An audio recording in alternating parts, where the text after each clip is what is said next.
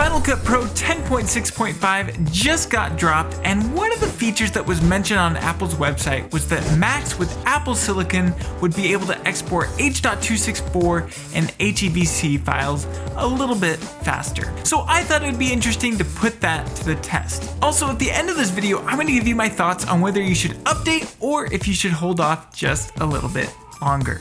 Starting off with test number 1, the video was 58 seconds in length. It was just a YouTube short that I was putting out really quick to announce the update. In version 10.6.4, the export took 18.71 seconds. And in version 10.6.5, the export took 18.18 seconds to export. So it was a pretty negligible difference, but it was a little bit faster, just as Apple advertised. The next video that I tested was 3 minutes and 8 seconds in length. It also included several transitions and a few graphics here and there. In version 10.6.4, the export time took 4 minutes and 50 seconds. And in version 10.6.5, I saved a whopping 3 whole seconds with an export time of 4 minutes and 47 seconds. Again, that's a pretty negligible difference, but it is faster as Apple advertised. The next video that I exported was 9 minutes and 36 seconds in length. It contained tons of graphics and a lot of transitions throughout the video,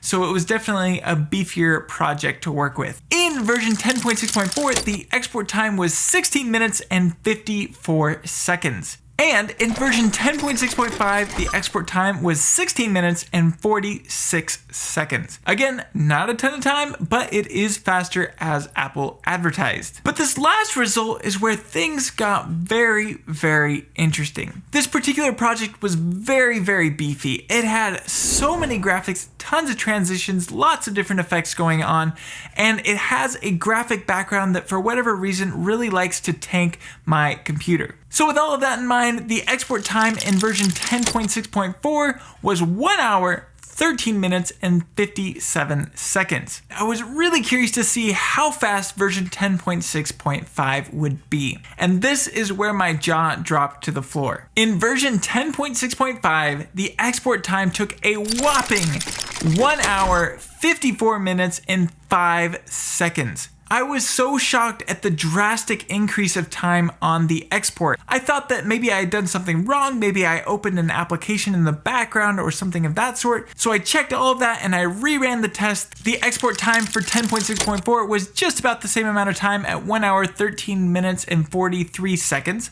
So it's just a tad faster than it was before. And then exporting again in 10.6.5 was 1 hour, 53 minutes and 58 seconds. I am not sure why there was such a drastic increase in export time on this particular project. Maybe the new version of Final Cut doesn't play well with graphics. I'm not totally sure. It could be any number of reasons. So this brings me to my final point. Should you update to version 10.6.5? Well, it is a pretty safe update and there are some improvements, some minor seconds saved here and there on export times.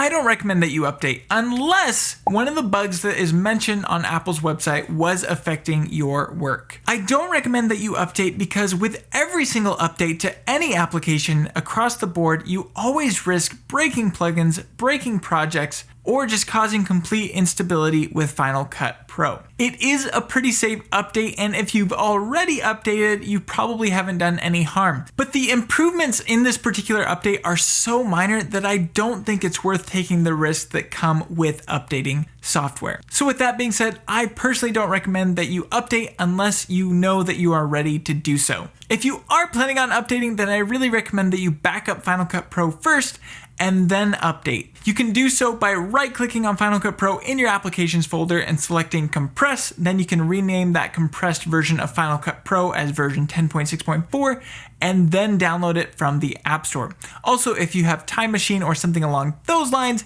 then you should be good to go. So with all of that out of the way, consider pressing that like button if this video was helpful to you in any way. Also consider subscribing as I have 2 new videos every single week. With that being said, thank you so much for watching and I cannot wait to see you in the next one.